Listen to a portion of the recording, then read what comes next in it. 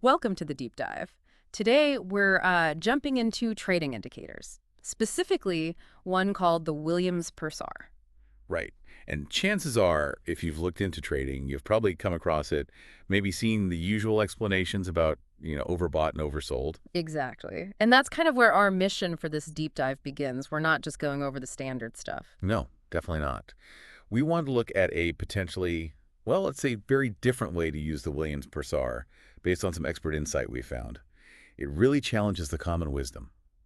Yeah, we dug into this YouTube video. It's from a channel called Top Dog Trading, and the title is pretty bold.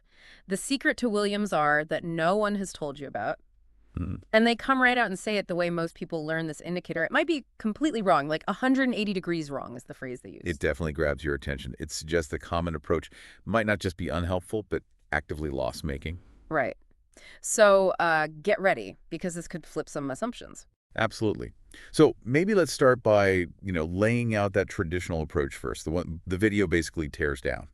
Okay, sounds good. So the standard teaching, it usually focuses heavily on these two levels, right? Overbought and oversold. Correct. Typically, you'll hear that above, say, 20, or actually it's -20 on the indicator scale, that's considered overbought. And below 80, or rather -80, that's your oversold zone. Precisely. And the classic signal that comes out of that is pretty straightforward, on the surface anyway. Which is? Well, you buy when the indicator pops back above -80 after being below it. The idea is it's moving out of that oversold condition. Okay, leaving the low zone. And selling. Selling, or going short, is triggered when it drops below a -20 after being above it, exiting the so-called overbought territory. It sounds logical. Buy when it's low, sell when it's high. But this is where our source just completely disagrees. Completely. They called this the losing way. I think the exact quote was something like, "It's how you buy your broker yachts." Pretty harsh. Wow. Okay, so they're not mincing words. Not at all. They explicitly say you should just, quote, run away from those terms overbought and oversold.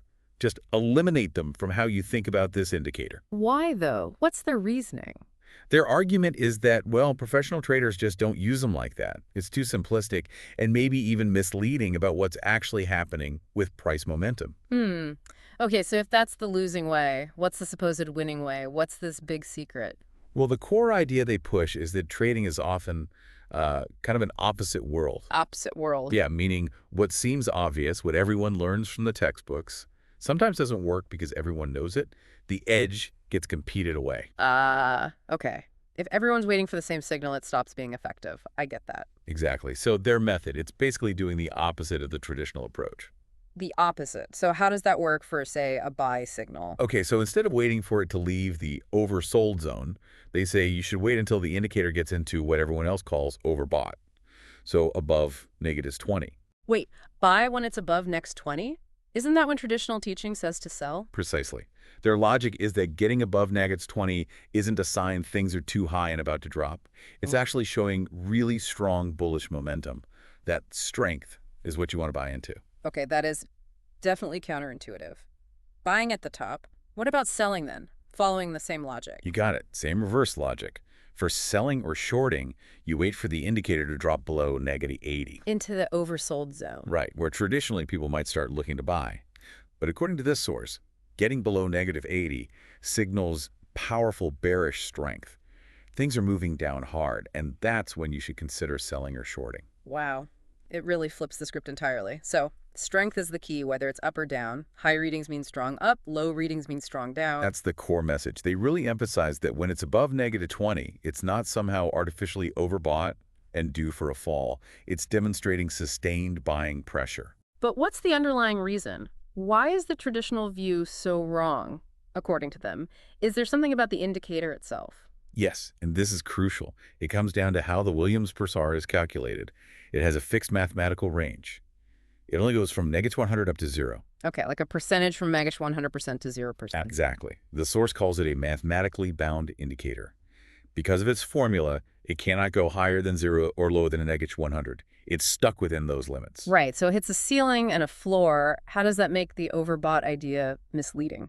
Well, think about it. If the indicator is spending a lot of time way up near 0, say above -20, what does that actually mean mathematically? That the price is consistently closing near the top of its recent range. Exactly. Because it's mathematically capped, hitting that upper boundary doesn't automatically mean it's exhausted and must reverse. The source argues it means the opposite. There's persistent, strong buying, keeping the price pinned near the highs of its look-back period. Ah, I see. So hitting the top isn't a warning sign, it's confirmation of ongoing strength. Because it literally can't go higher, it just shows the bulls are firmly in control for that period. That's their interpretation. It reflects sustained momentum, not necessarily an imminent peak. Okay, that rationale makes the counterintuitive approach seem, well, more logical now. Now, they did mention something about false signals with the old method, didn't they? Yeah, they touched on it briefly. They said that trying to buy based on the traditional oversold signal, coming up from below -80, can give you several false signals. Meaning you might buy too early, thinking it's the bottom, but it keeps going down. Presumably, yes. It implies the standard signals aren't very reliable on their own. They don't dive deep into managing those false signals, but it's used as another point against the traditional method's effectiveness. So it really hammers home their point that you need to understand what the indicator is actually saying about the market's strength or weakness, not just follow lines crossing. Precisely. That's a huge theme in the video. Understanding the meaning behind the indicator, not just mechanical signals, they argue this builds real trading competence and helps with psychology. Because you're trading based on like a reasoned assessment of momentum, not just a rule you maybe don't fully understand. Exactly. You have conviction because you understand why you're taking the trade, based on their interpretation of strength. Right. Now, does the Williams-Purcell even used this way do everything? Does it tell you the exact moment to jump in? Ah, good question. No, they actually point that out as a limitation. They state pretty clearly that the Williams-Purcell, while great for identifying the strength, doesn't give you a pinpoint entry. Okay, so it tells you when the conditions are potentially right, strong momentum, but not the exact trigger point for entry. That seems to be the idea. It identifies the strong trend, the environment you want to trade in, but maybe lacks that super fine-tuned timing for the entry itself. And didn't they suggest something else to help with that? Another tool? Yeah. They did, yes. They mentioned their own cycle indicator. They offer it for free on a site, indicatorwebinar.com, I believe. Okay. And they position that as a complementary tool, something to potentially use alongside the Williams-Purcell, use their contrarian way, to help nail down those more precise entry timings. Gotcha. So it's like Williams-Purcell finds the strong current, and the cycle indicator helps you find the best spot to jump in. That seems to be the synergy they're suggesting. Okay, let's try and wrap this up then. The big takeaway from this deep dive based on the top dog trading source is basically forget what you probably learned about Williams-Purcell. Pretty much. The standard buy oversold, sell overbought approach. They say it's flawed, maybe even disastrously so. Instead, they argue for doing the exact opposite. You buy when the indicator is high, above -20, signaling bullish strength. And you sell or short when it's low, below -80, signaling bearish strength. Right. And the justification comes from understanding it's a mathematically bound indicator.